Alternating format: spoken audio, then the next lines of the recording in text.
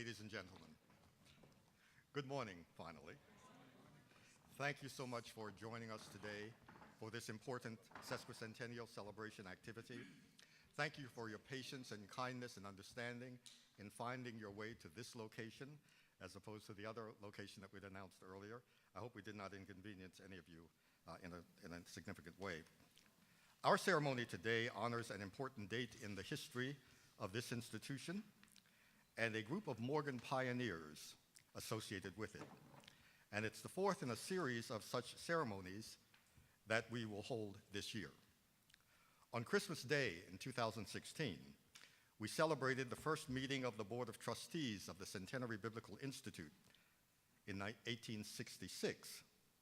On February 21st, 2007, we celebrated the renaming of the Centenary Biblical Institute as Morgan College in 1890.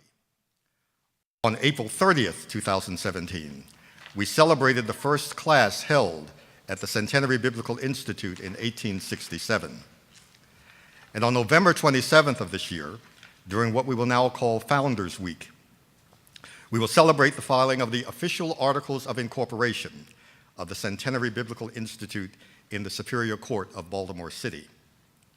And early in the fall semester, we will journey to Lynchburg, Virginia, and Princess Anne, Maryland, to rededicate the sites on which the Virginia Collegiate and Industrial Institute and the Princess Anne Academy, both of which were branches of the Centenary Biblical Institute and Morgan College, were located.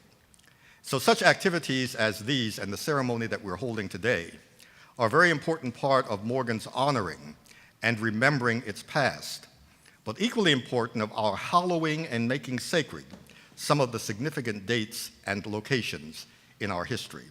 And so once again, we're absolutely delighted to have you with us today on the Saturday before the 4th of July celebration, we understand. And we hope that you enjoy this activity.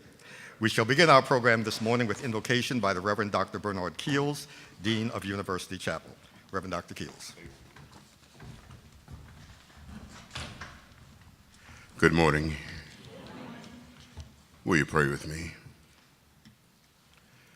O wise and amiable God, we assembled this morning to bear witness to 150 years of footprints of an empowering march to the drumbeat of purpose, progress, and promise.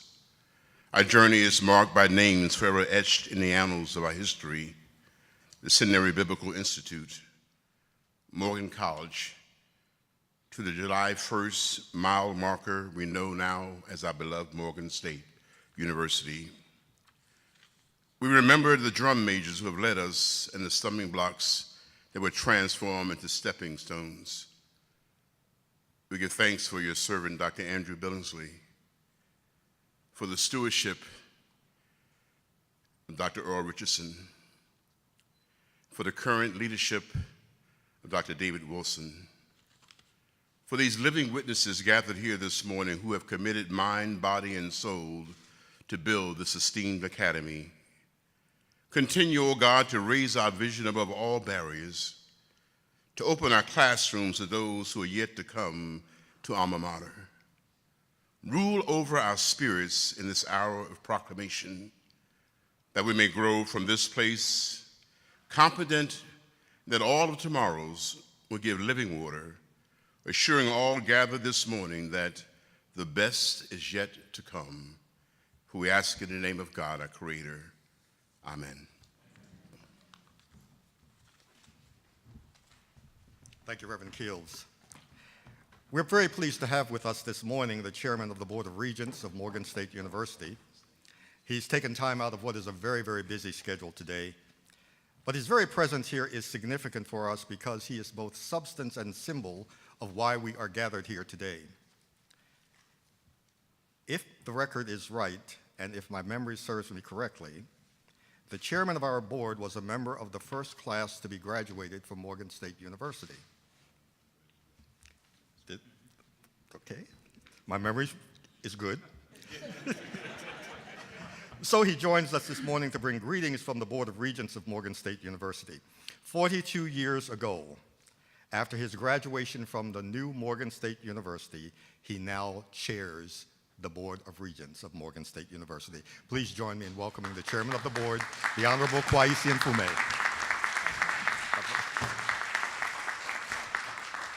Thank you very much and good morning. Make sure Dr. Hollis said the first graduating class of Morgan State University, not Morgan State College. I wasn't around then, but it's good to be here. I should tell you that I have a funeral service that's started now of a dear friend, a childhood friend that I grew up with, and he and his family were very, very good to me growing up through my teens and 20s. So I'm going to slip out at some point in time. It's not to show any disrespect for this event. It's just to make sure that I'm able to pay one last honor to he and his family. I want to thank Dr. David Wilson for sort of being the conductor and the wise man who looked up and said, we just can't let the sesquicentennial of Morgan State University come and go, that it is a unique time for a number of unique activities. And somehow or another, he drafted Bernie Hollis and Edwin Johnson and some other people. They came kicking and screaming. No, I'm just kidding about that. They came willingly, and they have put on a series of events throughout the course of the sesquicentennial with more to come. I want to thank both of them, but particularly I do want to thank David Wilson. As I've said many, many times, I thank him for his leadership across the nation on higher education issues, leading the way particularly for Morgan. I thank him for his stewardship of this university, its rich history of 150 years, and its rich legacy, and its upcoming and very rich future. And I thank him for his friendship, a friendship that has allowed he and I, in two different capacities, to sort of co-navigate things that are happening here, working with the Board of Regents and working together to make sure that the Morgan that we know and love not only just maintains, but that it takes significant strides in a number of different academic and other areas. So David, thank you very much. We were all at a leadership retreat all day yesterday from about 8 to 8, so I'm here and he's here, and if we are a little off step, it's because we engaged in that retreat. And I should mention also that several members of our board are here.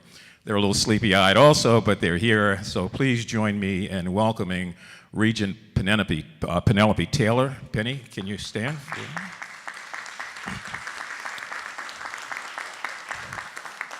Who I should mention has been technically reappointed to serve again. And we're happy about that. I say technical because, you know, in Annapolis, it's never over till it's over. And we're also happy to have with us Regent Tracy Parker Warren. Tracy, would you stand also? So again, my thanks to Bernie, to Edwin Johnson, to our unofficial or maybe official historian, Dale Green, and to all of you. 1976 was a very interesting year for a number of different reasons, and I'm going to just go through a couple of those, and then I'll get out of the way and let the program go forward. The university status actually began a few years earlier when State Senator Verda Welcome got the idea, the compulsion, the motivation, and the gumption to challenge the state legislature to not just look at Morgan and try to find funding for Morgan, but to elevate the university significantly, particularly in university status, to give us the ability to award degrees at the doctoral level, to rename and to redefine our mission in such a way that even today we're able to make the argument for those who still need to hear the argument about why the university is such a jewel and a pearl here in the state of Maryland. Verda asked me to come in her home one day, and I sat down with she and her husband, and I was 2 years out of Morgan at the time, but running for office. And they kind of took to me in a way that it's very hard to explain. I almost felt like they were my parents. Mary, I know they were your parents. Where's Mary? Oh, I know they were yours, but it was that feeling, sitting in that home and having Verda to sort of guide me for a whole year after that and coach me and I ended up winning the election a year and a half later by 3 votes. It remains the closest election in the history of the state of Maryland. I wouldn't have gotten there without Verda Welcome. And the fact that she saw the ability, or the need, I should say, to elevate the university, to me it just made all the sense in the world. Now the other half of the story that you may not know is that this was not something that was welcomed by the General Assembly. First of all, it was still a very chauvinistic assembly. And because Verda was the first African-American state senator, female state senator, they recognized her, but I think they kind of thought she would just sit off to the side. And from the day she got sworn in until she left there, she did anything but do that. She took every ounce of energy and power that she had to fight on behalf of the citizenry of Maryland. And Nathaniel McFadden is in that same state senate today. He's with us in the back there. Nat can tell you more than I about how fortunate we were to have Senator Verda Welcome in Annapolis representing not just her district, but all of this Baltimore metropolitan area. I'm also happy that, as with the case with Senator Welcome, that there was a ceremony honoring Dr. McMillan. Enolia McMillan. Dr. McMillan was the former female chair of this board, and there's not been one since. So as soon as I get out of the way, board members, you know what you have to do, okay? That's significant, in 150 years to have one woman only to chair the board. And she came in at tough times. You think we have struggles now in terms of trying to make sure that funding is in place and making sure that we do all that we have to do. She set a standard for us in many different ways, aside from the fact that she was also the first national president of the NAACP nationwide. Ms. McMillan was tough. And I think because of her size and because of the way she could sometimes be soft-spoken, that people took her for granted, but she was such a fighter. I didn't know at the time that she could direct the way she did. I think I mentioned at her celebration event a couple of months back, she came up to Arthur Ashe and I. We were outside of the South African embassy demonstrating against apartheid, and she said to Arthur Ashe, the Arthur Ashe, and she said to little old me, you two are going to jail tonight, so call your families and let them know you're going to be arrested. You were in that group, Mac? Yes. Yeah. Yeah, and a couple of nuns, or she directed them also. We all got arrested. She said, don't worry about it, somebody will see you in the morning. The bigger picture is to underscore the importance of what we're doing here, and we all said, yes, ma'am, and we followed. I didn't know at the time that she would end up being my grandmother-in-law, but life is funny, and I'm so very happy that I had an opportunity to work with her both at the NAACP, to be under her tutelage here at Morgan as she chaired the board, and just to know her and her family personally. Dr. Andrew Billingsley is here also on stage. He was the president of the university at the time, the 8th president, I believe. And Dr. Billingsley, I just need to apologize to you because I know I was just part of a rough and tumble group of students at that time. Lisa Williams is out there. She remembers. I mean, we were protesting. We tied up Holmes Hall. We tied up Cold Spring and Hillen Road. We went to Annapolis. Some of us got arrested. We were fighting for Morgan. I was in the SGA. You couldn't tell me anything. I apologize. I thought I knew it all at that time. But, to Dr. Billingsley's credit, he said, I understand. Do what you have to do. This is your time. And we did it. And I think the last thing was when I came to him and said, we need a radio station. He just looked at me and said, well, go see what you can do. And several of us got together and worked for a year and a half to petition the FCC to get a license, to petition the state legislature to get initial funding, to borrow and steal from other radio stations old used equipment. And we got that space over in Holmes Hall, and we began on January 10th, 1977, WEAA-FM, which is celebrating 40 years of being on the air today. So those were good times under Dr. Billingsley, and I really, really appreciated that. And just the final word about Dr. Elzie Gladden, who has gone on to get his reward. Elzie was over at Dunbar, I believe. Is that right, Mac? As the principal there. helping in a lot of ways that whole East Baltimore community, but always determined that he wanted to get a terminal degree. And he loved Morgan, as many of us did and do, and found a way to do both things simultaneously, matriculate in the evening, during the day, on the weekends, whenever it was possible, and still lead Dunbar, lead the larger community of Baltimore educators at the time. And Elsie is not here, but his memory is here. His wife, who was by his side day in and day out, is no longer here. And his daughter, former state senator Lisa Gladden, could not be here with us today. But we want to honor Elsie, what he meant being the first one to get a PhD, to walk across the stage, and to really highlight the new Morgan, where we were headed and where we are now. So my apologies for rambling. It's just that 1976 was a very special year for me. You know, our big regret at the class was that when we graduated, Lisa, we had to graduate from the Civic Center downtown, and we all wanted to graduate on campus. So if you look in the yearbook, you will not find a picture of me in the regular cap and gown, because several of us led a protest that we were not going to take the picture since we couldn't graduate where we graduated. And my family said, "Boy, don't you ever do that again." So, so thank you all for being here. I appreciate it very, very much. Thank you, Mr. Chairman. I told you he's pivotal in the history of this university, and my only regret really is that since he graduated from Morgan in '76 and I was teaching here then, that I never taught him, so I can't take any credit for all that he has done in his fantastic career.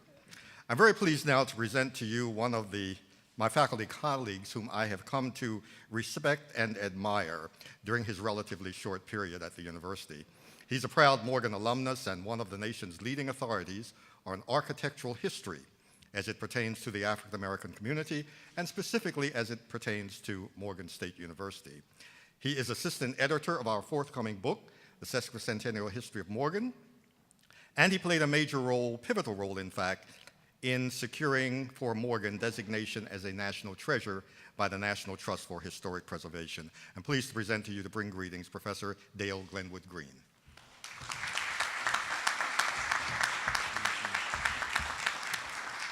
Chairman Nfume, President Wilson, distinguished guests, colleagues, alumni, friends, we gather during this, our sesquicentennial year, on this very special day, Saturday, July 1st, 2017, for yet another historical occasion. This occasion marking the elevation of Morgan State College to Morgan State University on Tuesday, July 1st, 1975. Today, we gather to celebrate this very important and transformational day in 1975, 42 years ago, when Morgan State College became Morgan State University, as a result of the passage of Senate Bill number 354, establishing Morgan State University. Since it gained university status in 1975, Morgan has introduced 16 doctoral programs. It has awarded the doctorate to more than 400 graduates. In addition, it has initiated nearly 30 new master's degree programs and more than quadrupled the number of master's degrees that it has awarded since Morgan College. The real significance of this date in our history is that it marked, and it's the beginning of Morgan's ascent towards becoming the Carnegie Classified Doctoral Research University, and our move towards being designated this spring as Maryland's preeminent urban research university. Today, we pause to commemorate this very important moment in our history, and while doing so, we also gather to honor those who made significant contributions to making this transformation of Morgan State University possible. And so, on Tuesday, July 1st, 1975, Morgan State College was elevated to Morgan State University by action of the legislature of the state of Maryland and was signed by Governor Marvin Mandel. Today, we gather to reflect upon the significance of Morgan State University's legacy and the purpose, the progress, and the promise of our institution. We stand on these hallowed grounds of our historic campus and we convene at this, our University Student Center, during this, our sesquicentennial anniversary of our institution's founding.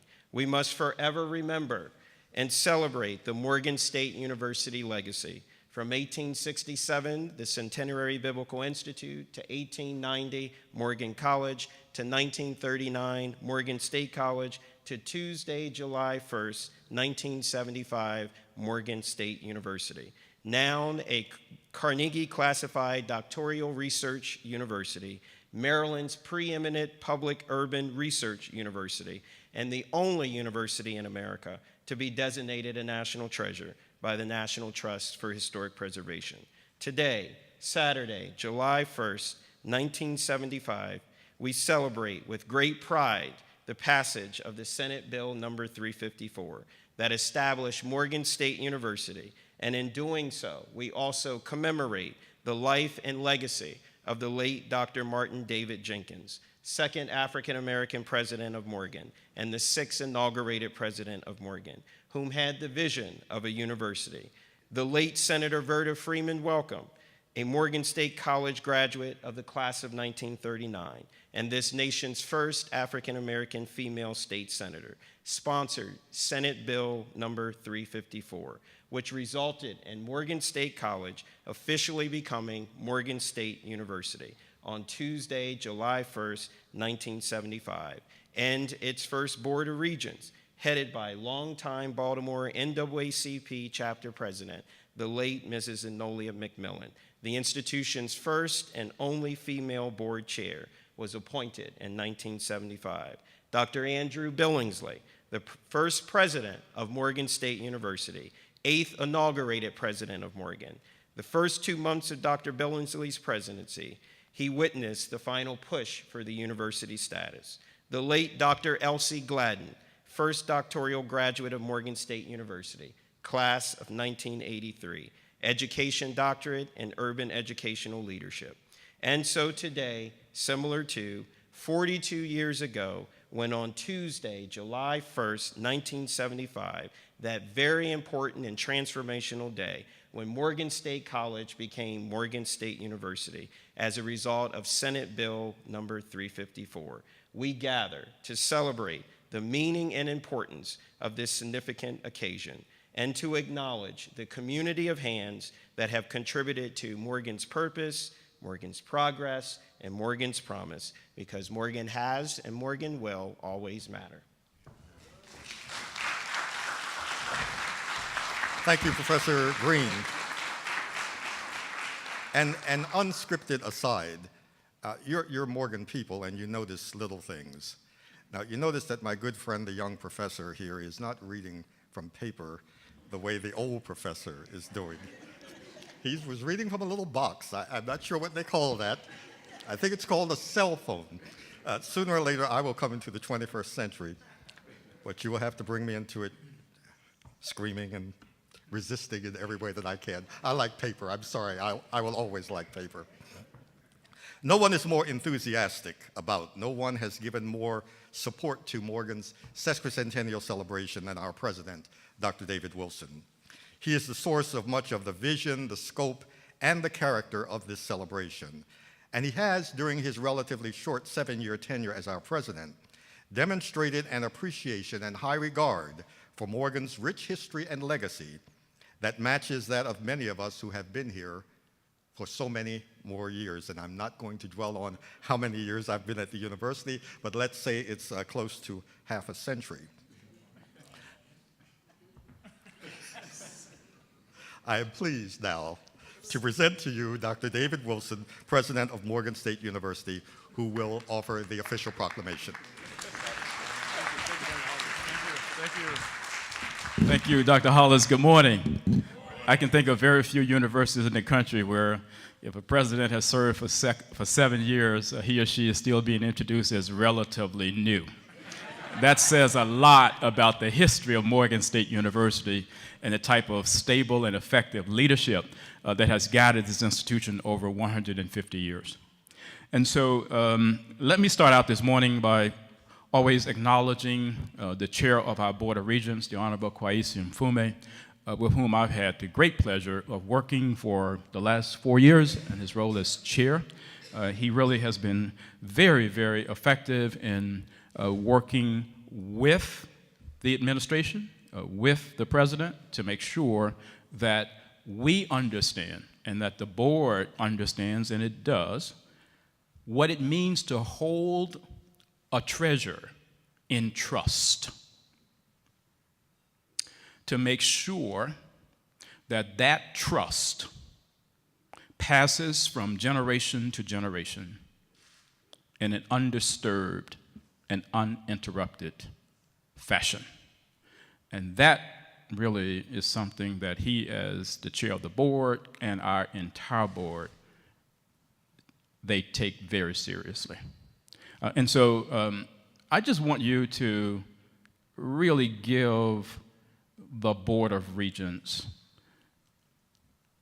appreciation and applause for their governance of this institution during this critical period. And I ask you to do this because Morgan is one of 9 institutions this year created in the HBCU space that are celebrating 150 years. And many of those presidents and chancellors of those institutions can't stand, unfortunately, on a podium like I'm standing today and utter the words that I just uttered. So let's be thankful for those who are guiding us. Thank you.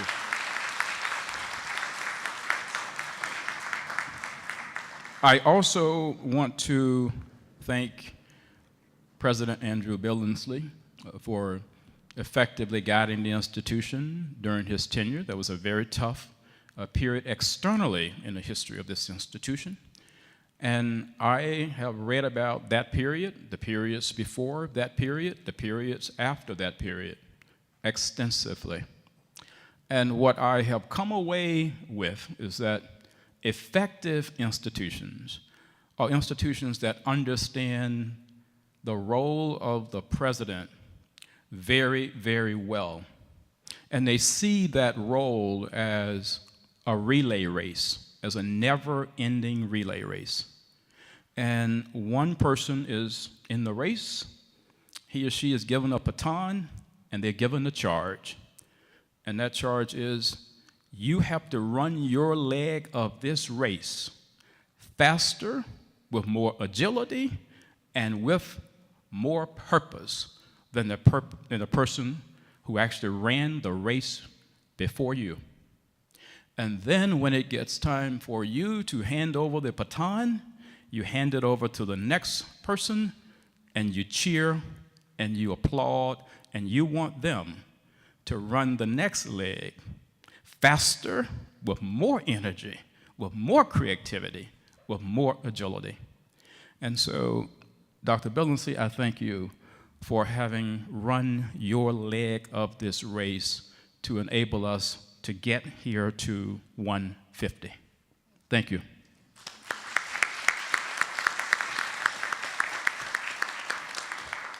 And then I want to acknowledge elected officials who are with us. I do see State Senator Nathaniel McFadden, who, of course, has been one of our great supporters in Annapolis, because this that we are celebrating today is not because of one person.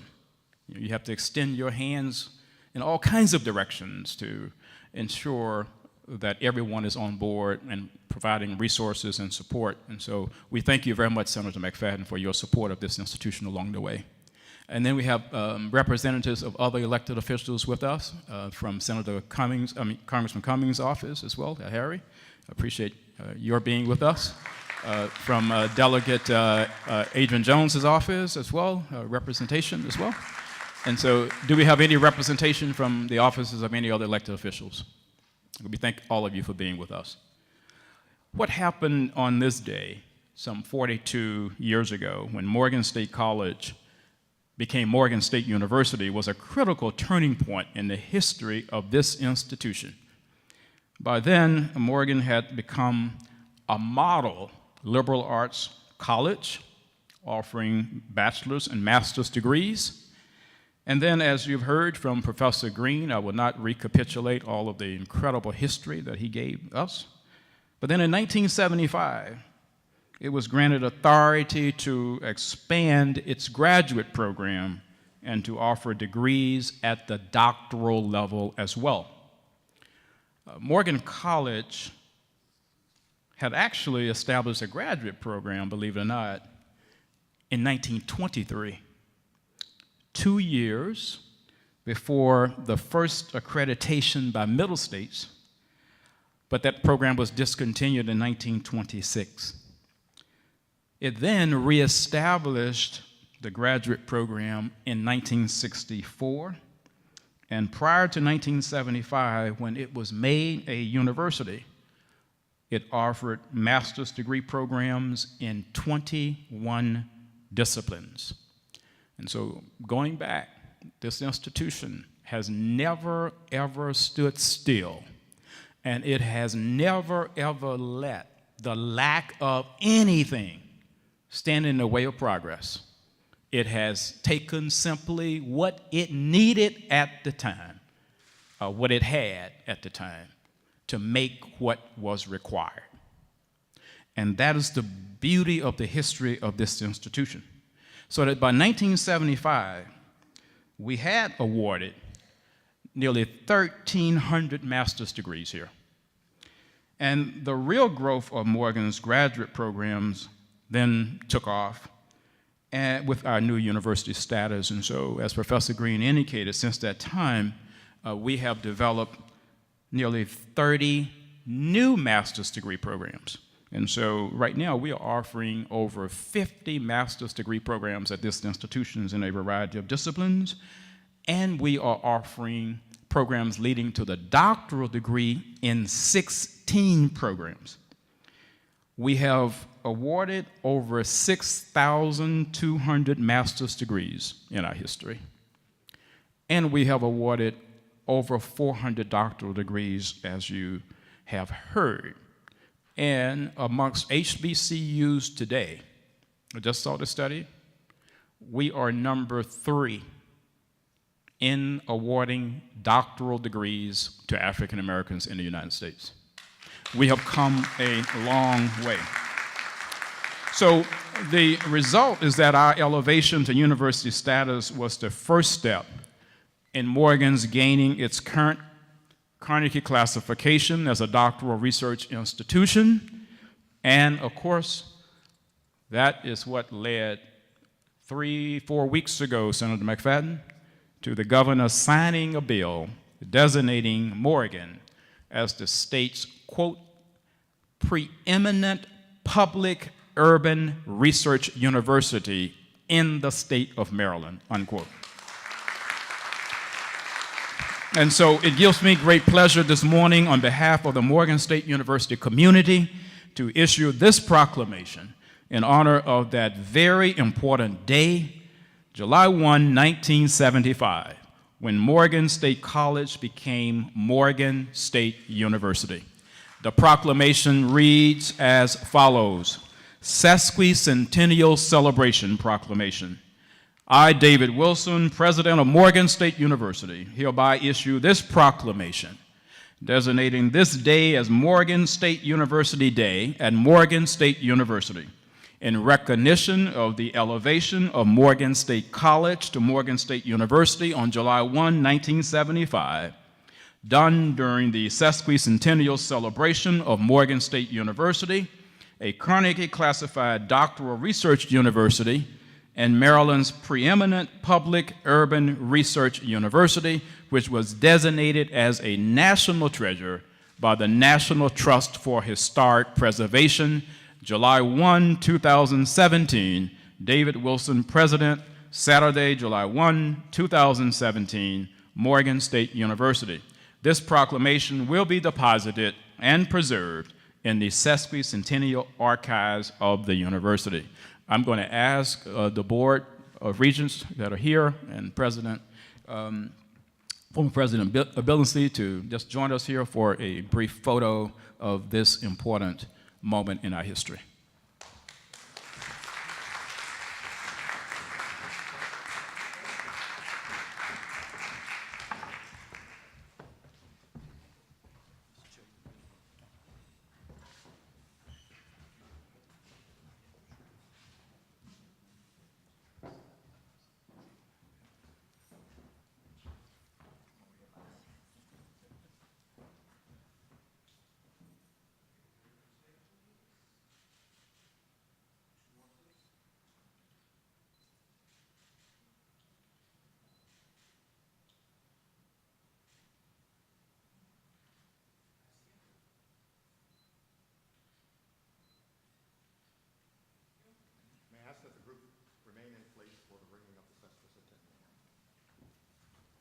15 times in honor of the 15 decades of the history of the university.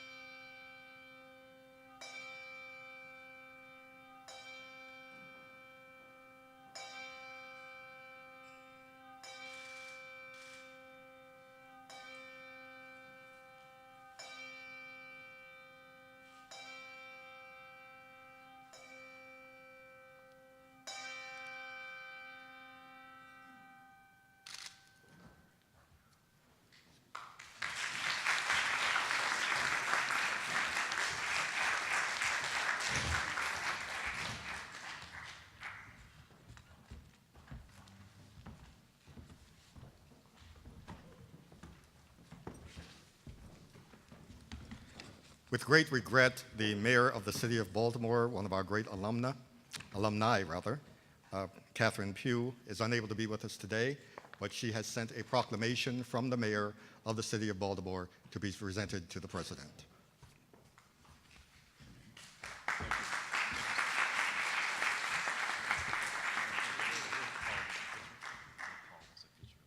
Oh, okay. Picture day.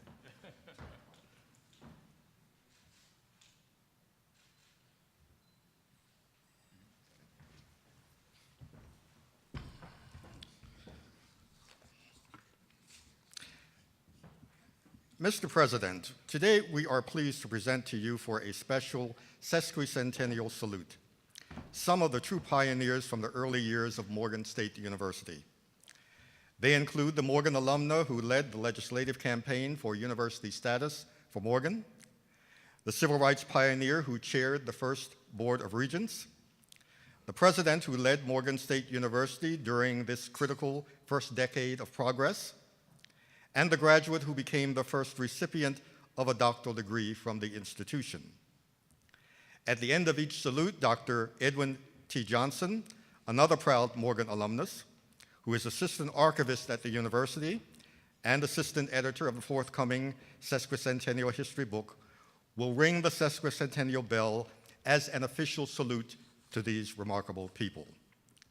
Mr. President, I am pleased to present to you Mary Sue Welcome, Esquire, who will receive the award on behalf of the late Senator Verda F. Welcome.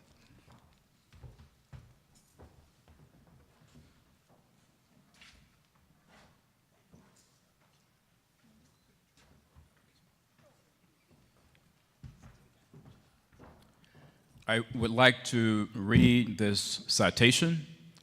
Morgan State University Presidential Citation Sesquicentennial Salute, posthumously to the Honorable Verda F. Welcome, sponsor of Senate Bill number 354, elevating Morgan State College to Morgan State University.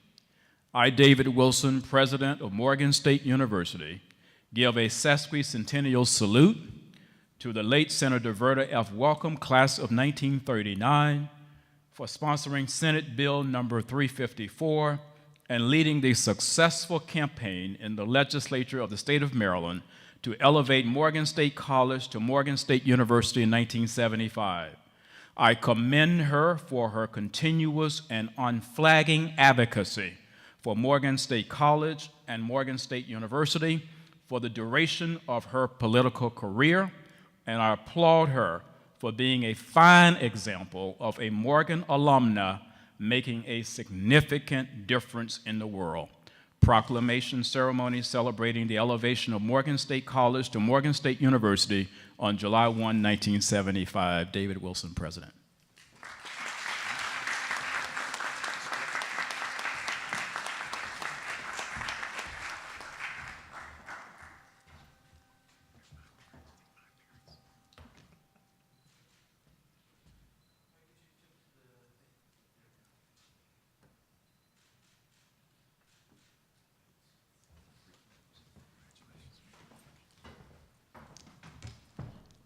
Dr. Wilson just whispered to me brief remarks, and he knows better.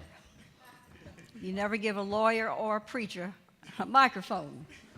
But I will be brief. This is the second time this year that I have been fortunate enough to recognize or to stand in my mother's stead and receive recognition and accolades for some of the work that she did. My mother would be the first to say to you that while it might have been difficult, she was only a spark that created that started the ball rolling with this university. And she would want to give credit to all of those persons who contributed to those efforts. One of the things that she always told me, anything worth fighting, worth having, is worth fighting for. And I think Dr. Billingsley, I think you would agree, the first time I met Dr. Billingsley, we were in a room with my mother, and it was contentious. It was difficult. The students were giving you hell. But he knew, he survived it, and he continued fighting, and he also understands that this certainly was something worth fighting for. But look at my mother only as a spark, and as many of you know, that when you create a spark, sometimes you get a fire, sometimes you have a miss. This time, she started a fire that lit the torch, that created so many opportunities for so many students, so that they've come to this institution and they've lit their candles and they have gone throughout the world from that torch. We are so grateful to certainly Dr. Wilson, and of course he is, the gift that keeps on giving to this university. And Dr. Wilson, I really don't know what they're going to say about you 10, 15, 20 years from now, 50 years from now when I come back.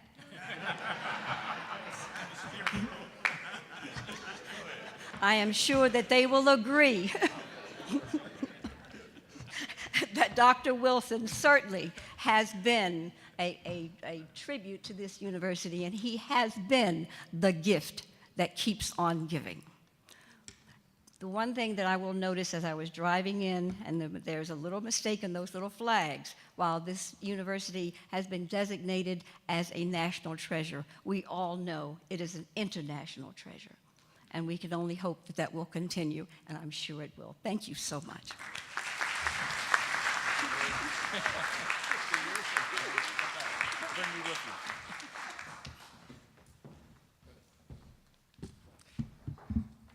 Mr. President, I am pleased to present to you Dr. Tiffany Beth Mfume, who will receive the award on behalf of the late Enolia P. McMillan.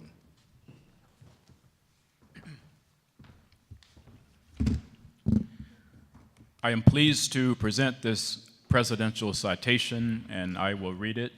Morgan State University Presidential Citation, Sesquicentennial Salute, posthumously to Mrs. Enolia Pettigen McMillan, first chair of the Morgan Board of Regents of Morgan State University. I, David Wilson, president of Morgan State University, give a sesquicentennial salute to the late Mrs. Enolia Pettigen McMillan for serving as the inaugural chair of the Board of Regents of Morgan State University, 1975-1976, and I applaud her leadership in laying a sturdy and enduring foundation for what has become the state of Maryland's preeminent public urban research university and the only university in the nation to have its entire campus dedicated a national treasure by the National Trust for Historic Preservation. Proclamation ceremony celebrating the elevation of Morgan State College to Morgan State University on July 1, 1975, and I present this to Dr. Tiffany McMillan Mfume, and I'm going to ask the chair of the board to join me in this presentation.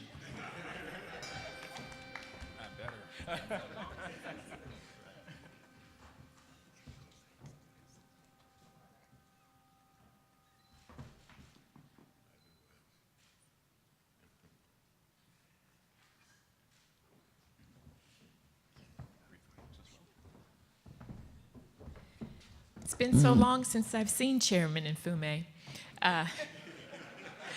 I am so honored to accept this award or this honor on behalf of my grandmother, Enolia Pettigen McMillan. She truly loved Morgan State University. She was willing to fight for Morgan State University. And if she could see our campus now, my grandmother loved to see change and progress. If she could walk this campus and see all that has developed and how far the campus has now moved forward, she would be thrilled. She had a word that she liked to say, which was, "Sugar, we sure do look good." She would be very proud. Thank you so much.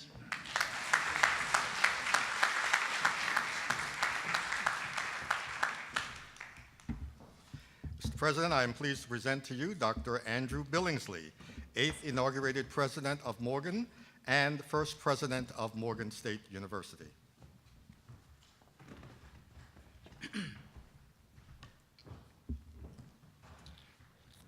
I'm pleased to present this presidential citation, and I will read it. Morgan State University Presidential Citation, Sesquicentennial Salute to Dr. Andrew Billingsley, first president of Morgan State University. I, David Wilson, president of Morgan State University, give a sesquicentennial salute to you, Dr. Andrew Billingsley, for your distinguished service as the 8th inaugurated president of Morgan and the first president of Morgan State University. I applaud you for the pivotal role that you played during the final stages of the campaign for university status, and I commend you for your leadership in fashioning and laying the sturdy and enduring foundation for what has now become Morgan State University of the 21st century, a Carnegie-classified doctoral research university, the state of Maryland's preeminent public urban research university, and the only university in the nation to have its entire campus declared a national treasure by the National Trust for Historic Preservation. Proclamation ceremony celebrating the elevation of Morgan State College to Morgan State University on July 1, 1975. David Wilson, President.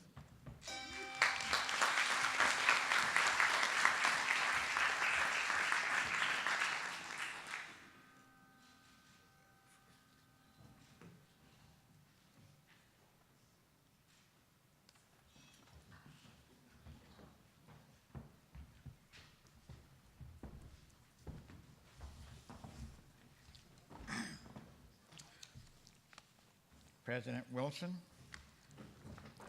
Chairman Mfume, Brother Bernie, ladies and gentlemen, Morganites all. I could not be prouder, happier than to be here with all these Morganites celebrating the stony roads we've trod over these 150 years.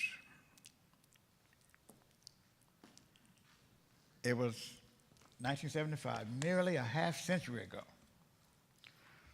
that Amy and our daughter Angela and I were driving up the highway from Howard in Washington to Baltimore. I was following in the footsteps of two of my most distinguished predecessors as president of Morgan. These were President Dwight Oliver Wendell Holmes, 1937 to 1948, and President Martin D. Jenkins, 1948 to 1970. I would soon come to appreciate, some short years later, just how large these 4 pairs of shoes were. But there was no turning back. The Morgan Board of Trustees had appointed a presidential search committee headed by the distinguished attorney Frank DaCosta Jr., who was almost as distinguished a Morganite as his father, Frank DaCosta Sr. We met in the headquarters of the Baltimore African American newspapers, which was very fitting because that institution would be the strongest public supporter of Morgan, at least throughout my time here, and I understand even since. There was a lot of excitement because the welcome bill had passed. It had not yet been signed by the governor, but he had said he would sign it, so there was a lot of excitement. But I must tell you that not everybody in Maryland was excited about this new elevation of Morgan. Some supporters of the University of Maryland, some legislators from districts outside Baltimore, some members of the daily newspapers in Baltimore were not at all pleased about this new development. And they would show their displeasure, not constantly, but every few weeks there would be some new proposal to put Morgan under the university, or to abolish Morgan, or to do something about Morgan. It was a struggle. There was excitement at Morgan.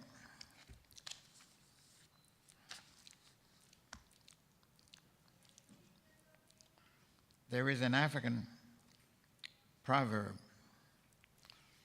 that says, a river that forgets its source dries up. The River Morgan, it is clear today, has not forgotten its source. And that source, over these years, has contributed to what we have today under Dr. Wilson, this magnificent, fantastic, nationally recognized great university. And when Senator Welcome invited me to join her in the governor's office for the signing ceremony, I was delighted, of course, and the governor invited a dozen Morgan supporters to his office. It was a magnificent occasion. There were smiles all around.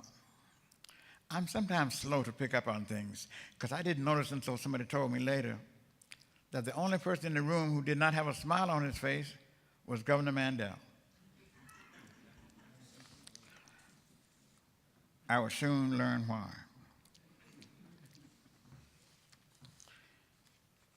He signed the bill, and they gave one pen to Senator Welcome and another pen to me. And he said, Doctor, he didn't call me by my name. He said, Doctor, you got your university. But there is no money in this bill for no university programs. I was startled. He said, now I told Verda, he said, he didn't call her senator. Verda, didn't I tell you that the budget was tight this year and there might not be any money for new programs at Morgan? And the lady she walked gently up to his desk and put her hand on his desk. Yes, Governor, you told me that. But you know and I know that a university takes money. And so I know when the budget gets enabled, you're going to do the right thing about Morgan State University. On the way out of the governor's office, she held my arm and she said, Dr. Billingsley, don't you worry about what the governor just said. You go back to Morgan and you continue organizing and preparing for the day will come when Morgan will have funds from the state to assist with this university development. So I did like she said. I came back to Morgan, and I did 3 things that college and university presidents do best and most often, especially when there's no money.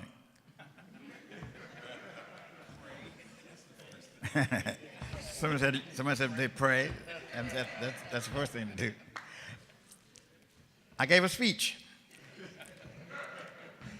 And I told the Morgan community we were up against it, but we had to keep on moving because power concedes nothing without a struggle. It never has, it never will.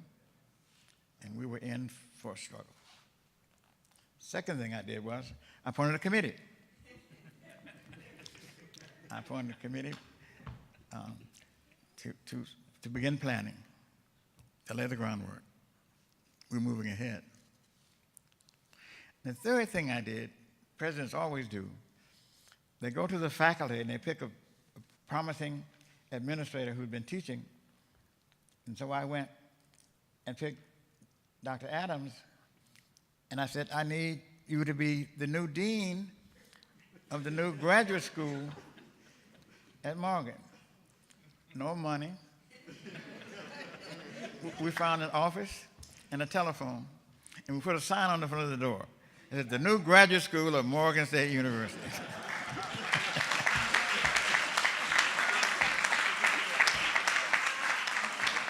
I want Dr. Claire Adams to stand and take a bow. Stand, Dr. Adams. Dr. Adams, stand.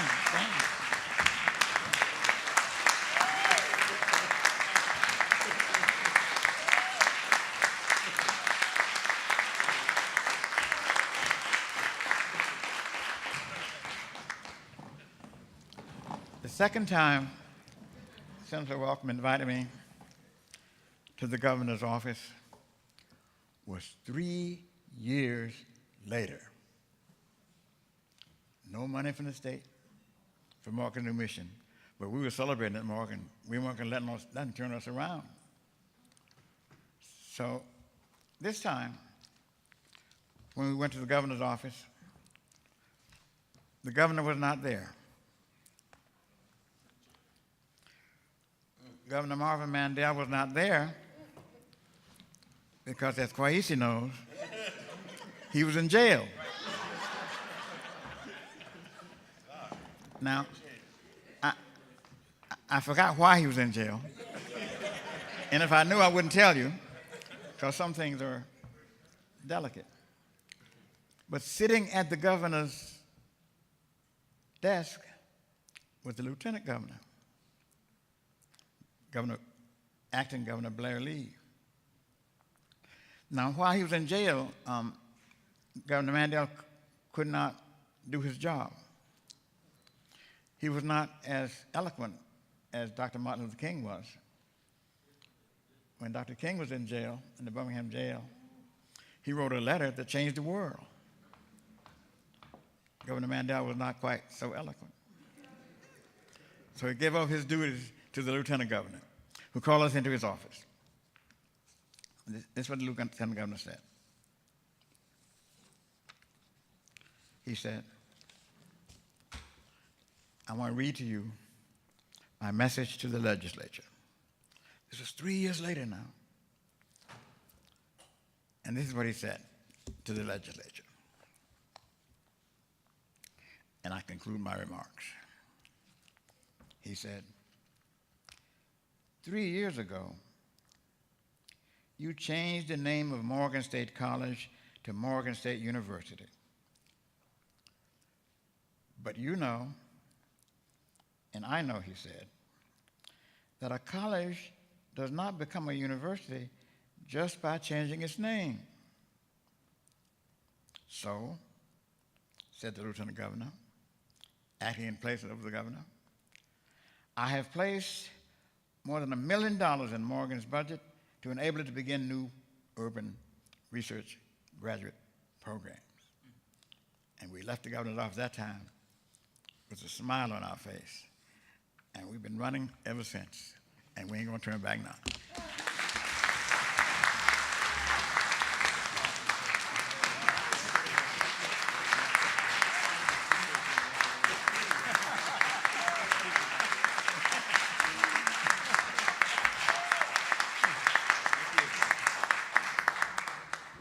Just a little out of order here. I want to say to Dr. Billingsley as well that I really celebrate your career as a scholar. And so I was an undergraduate at an institution in Alabama, but I was required to read all of your incredible work on the black family. And so you also are one of this nation's most noted scholars in sociology and the black family, and we appreciate that scholarship legacy as well.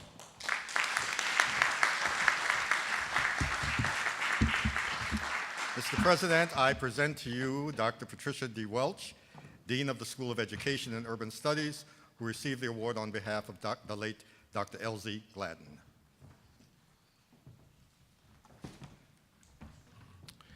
Presidential citation. Morgan State University Presidential Citation Sesquicentennial Salute, posthumously to Dr. L.Z. Gladden, first graduate of a doctoral program at Morgan State University. I, David Wilson, President of Morgan State University, give a sesquicentennial salute to Dr. L.C. Gladden as the first recipient of a doctoral degree from Morgan State University and as the first graduate of Morgan's doctoral program in urban educational leadership in 1983.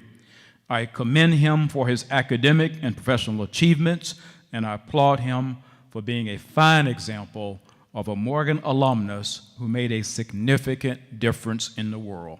Proclamation ceremony celebrating the elevation of Morgan State College to Morgan State University on July 1, 1975. David Wilson, President. Dr. Patricia Welch, Dean of the School of Education and Urban Studies, will accept on his behalf.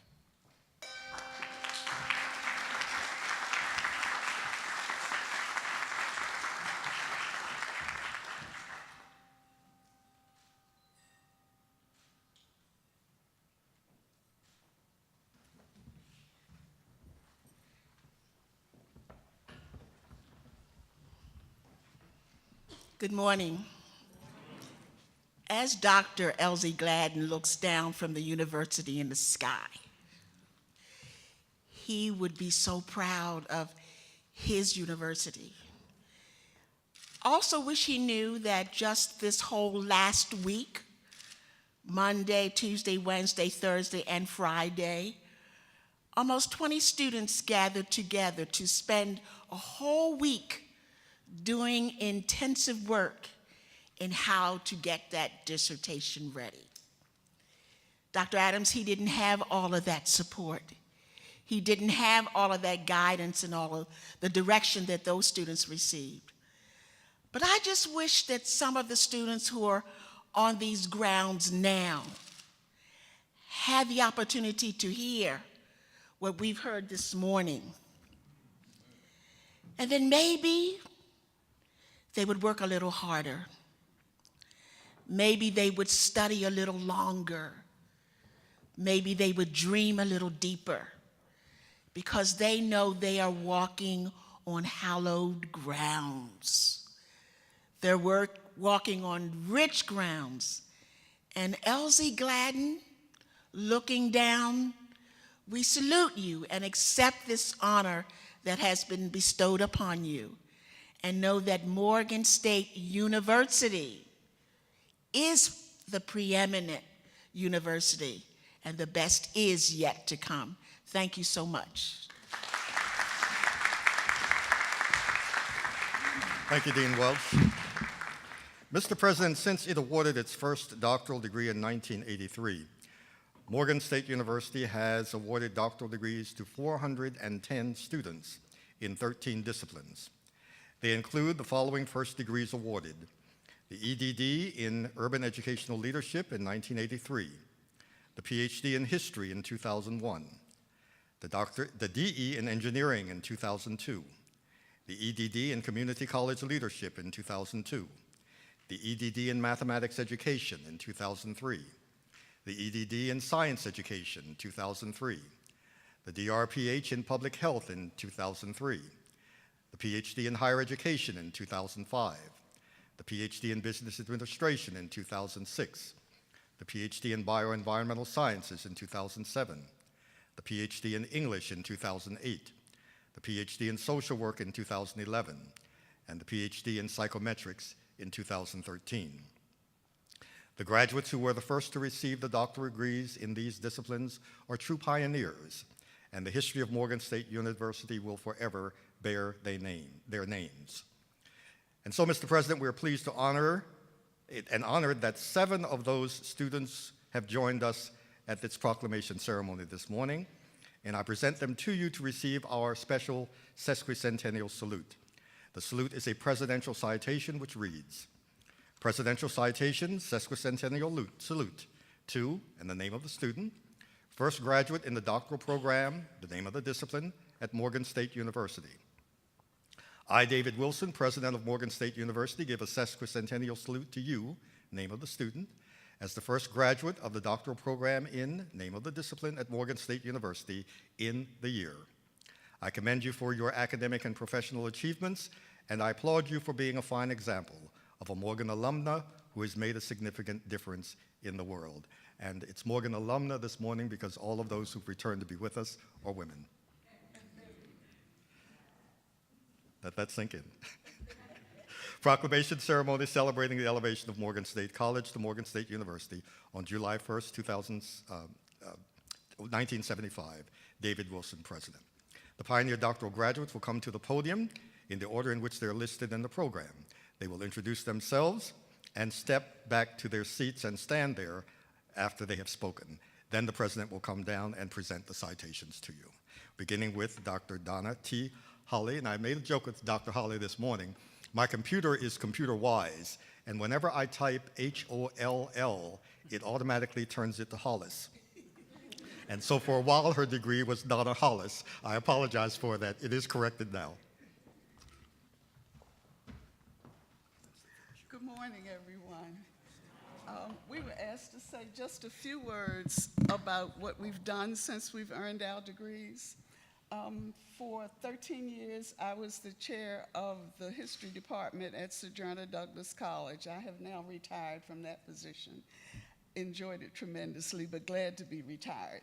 I've also published in several journals. I've published a history of African Americans in Northern Virginia.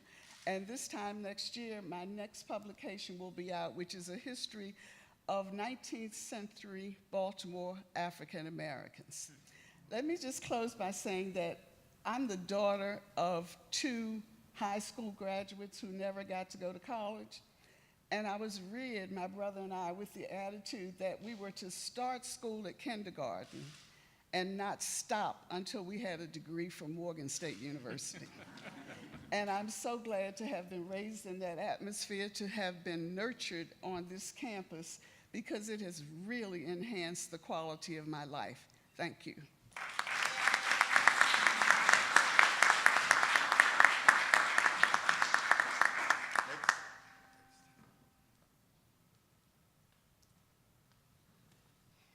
Good morning.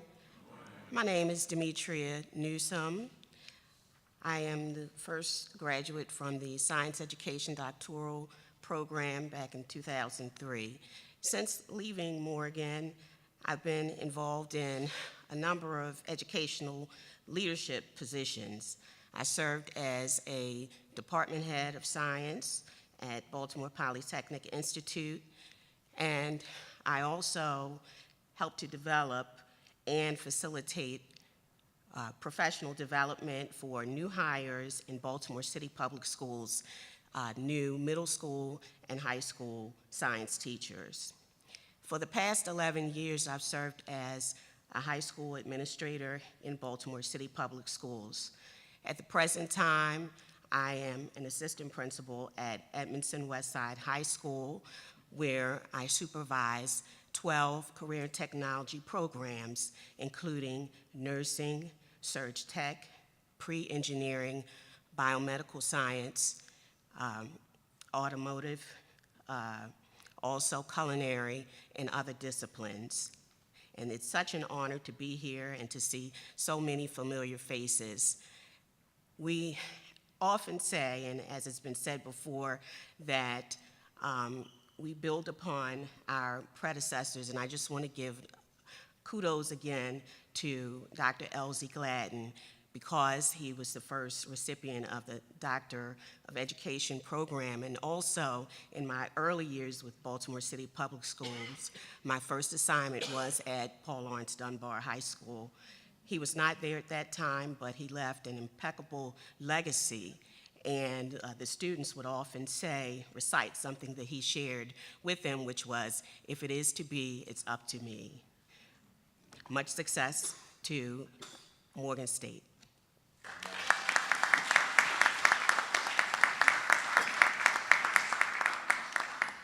Good morning again. I'm Tiffany McMillan Mfume. I'm one of the first graduates in the doctoral program in public health. When I applied to the program, I had been working as the program director at the Society for In Vitro Biology for 6 years. When I became one of the inaugural class members, I looked for something to support my program as far as work on campus. I've now been working at Morgan State University for 18 years as the director. I started when I was 10 years old. And Pocahontas was 5.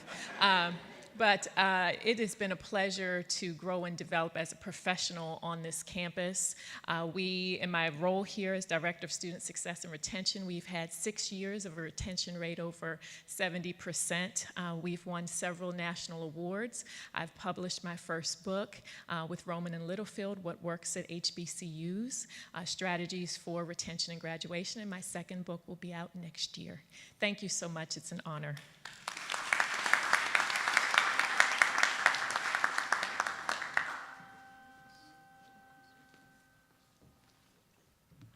Hello, everybody. I was not the good, dedicated student that many of these people were. When I registered in Morgan,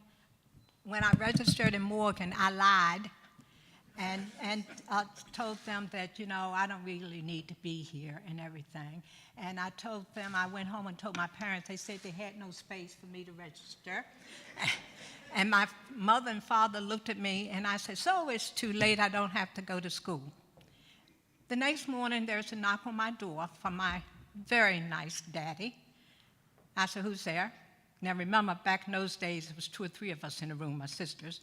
He said, your father, you need to get your clothes on because you're going out to Morgan to register for school. And I said, it's too late to register and we're going to look like a fool. He says, well, you're going to really look like a fool if we go out there with you naked. So get your clothes on. He drove me out to Morgan and I did what most kids do at that age. And he's talking about what a wonderful day it is and how beautiful it is, and I'm thinking, wonderful day, how beautiful it is. And then we get to Morgan, and we go over for registration because school was opening that Monday, and this was on Friday. And I said, what are we doing here? He said, this is where you're going to register for school. I said, you're going to see, we're going to look like some fools because it's too late to register for school because it's opening on Monday. He said, mm-hmm. And who should come out the door but Virginia Randolph? I'm sure most of you don't know her. She was a counselor here at Morgan umpteen years ago.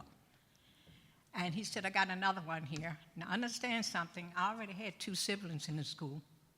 So it seemed like I would have figured it out. And so Dr. Randolph said, come on in. I start to get up and go in. She said, oh, girl, you sit there.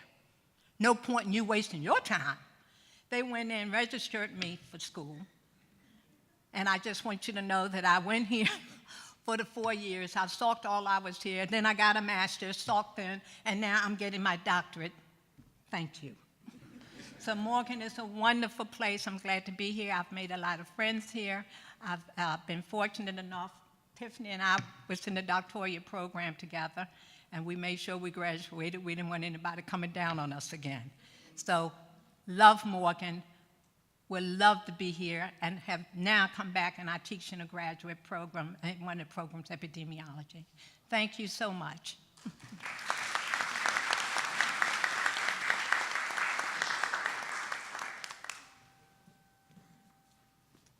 Good morning. I am Jan Williams, and I am pleased to be here this morning to be recognized as the first doctoral graduate from the School of Business. I am an associate professor and director of the Accounting Honors Program at the University of Baltimore, where I've served for the last 11 years, working there in that capacity.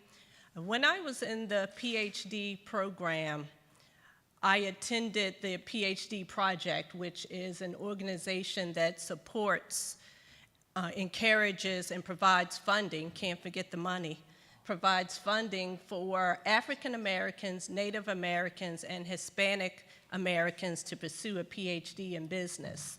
And the president of the organization at that time told me, he said, Jan, in life, we don't get a lot of opportunities to be first.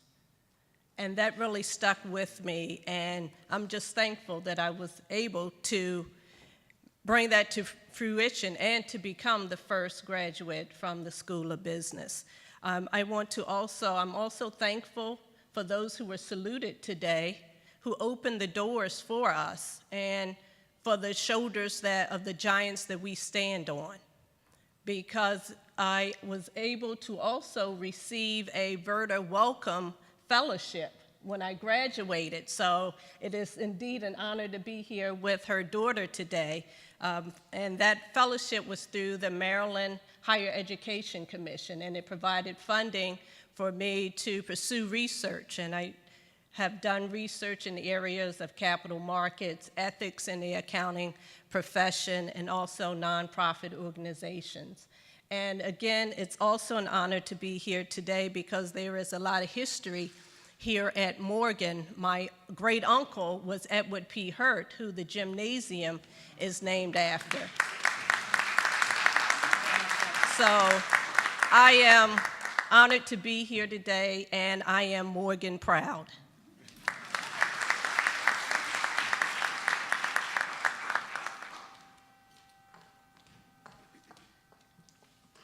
Good morning.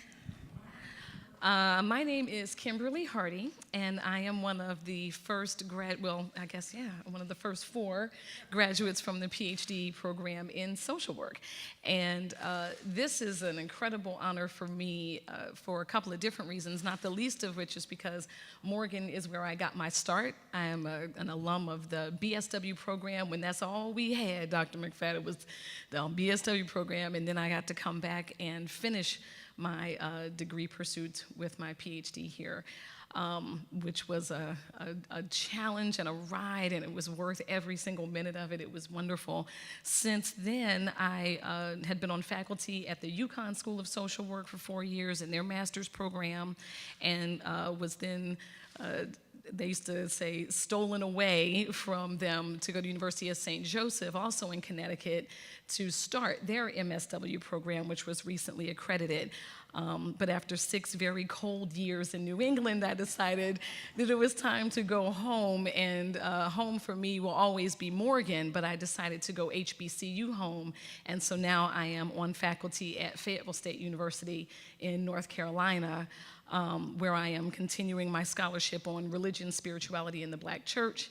I'm very glad to have published several articles on that research, presented widely, nationally and internationally, and I'm currently working on a book about the Black church and its role in social work, picking up on the work of my late professor, Dr. Elmer Martin. So thank you all so much for this wonderful honor. It is really, really good to be truly home. Fair Morgan.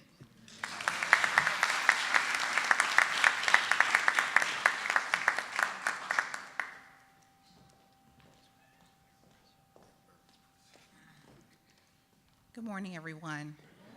My name is Linda Reese Smith, and I also was an inaugural graduate in the 2011 social work class.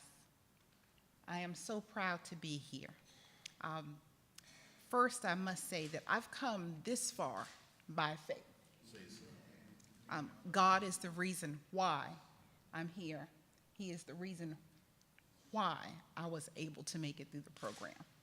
I also want to acknowledge my husband, Maurice Smith. He also was instrumental in helping me graduate from Morgan, an incredible institution. Since leaving Morgan in 2011, I've held a number of positions. In 2013, I was appointed to a position within the Executive Office of the President within the Obama administration. I worked for the Office of National Drug Control Policy. In that role, we worked toward putting a platform together to address the nation's opioid crisis, which is still continuing. And I plead upon you to look into the strategies that you are able to do in your neighborhoods to be able to help what is going on in our community. And I'm sure that you will do so. Currently, I serve as a special assistant within the U.S. Department of Health and Human Services, Administration for Children and Families. I am adamant and dedicated to uplifting children and families across the nation who need our support. I feel so overwhelmed just to think about all of the history that is here. We are absolutely internationally known, and we all should be very, very proud of all of the history that is here. Thank you again. I have done so many wonderful things in my career, and I have done so many wonderful things. But the most important thing that I have is a Morgan attitude of success. It is powerful. And when I have the opportunity to stand and let people know what I am doing, I always let them know that I am a Morgan grad. I am sincere, I am dedicated, I am committed, and I am exceptionally qualified. And I know that. So thank you once again, and thank you for recognizing us, and I can't wait for the next opportunity to be here. Thank you.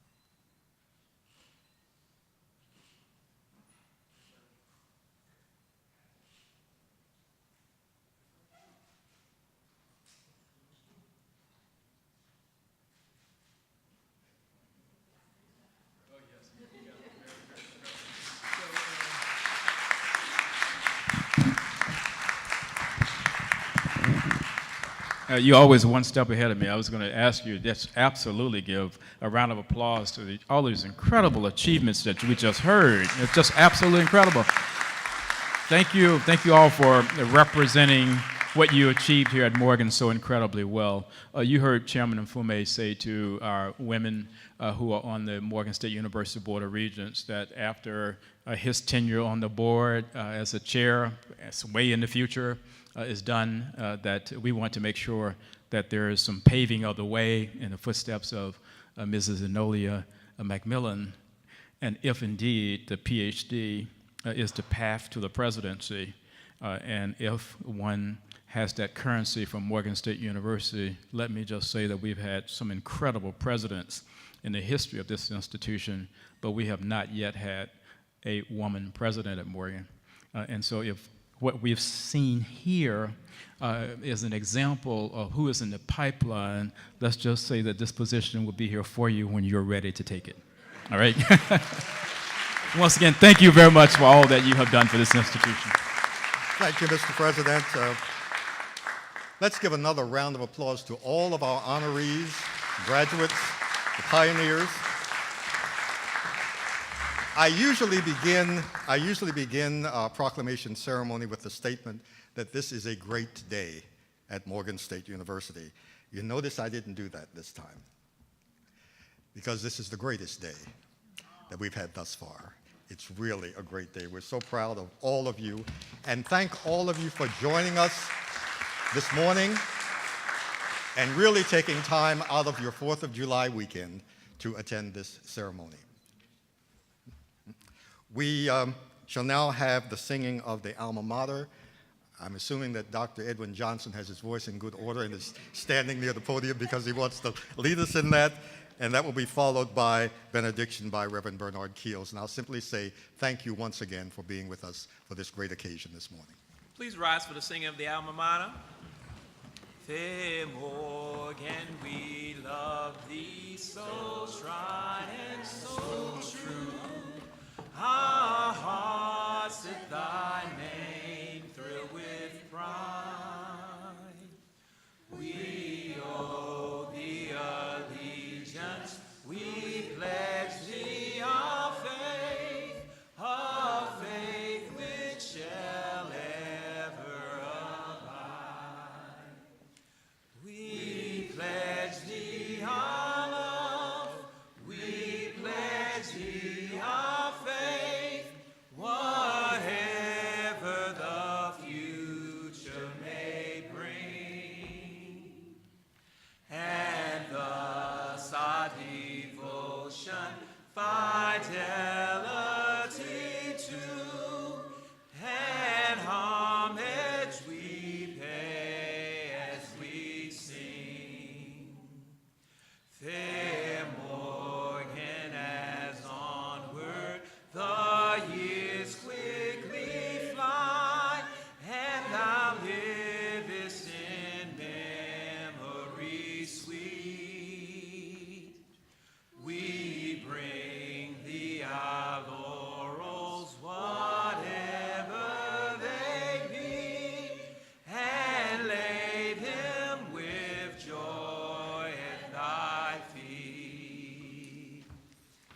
We pledge thee our love, we pledge thee our faith, whatever the future may bring.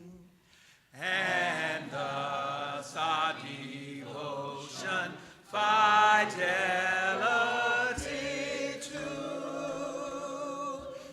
and homage we pay as we sing.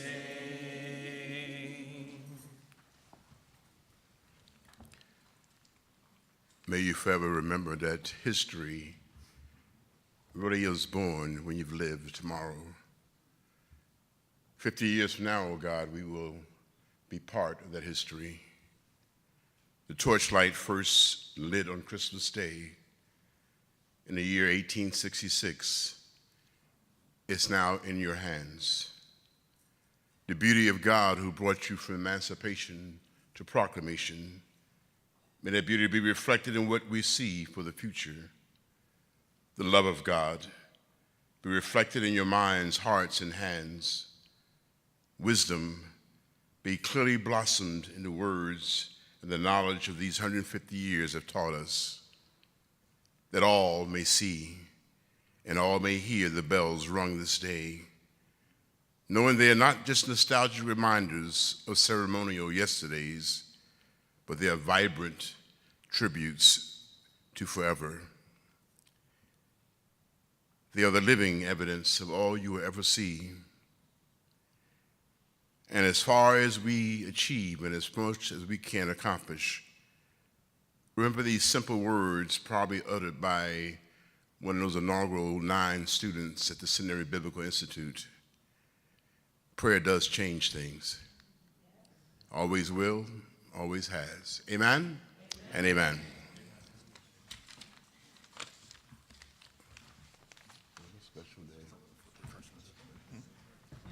Please join us for a reception in the adjoining room.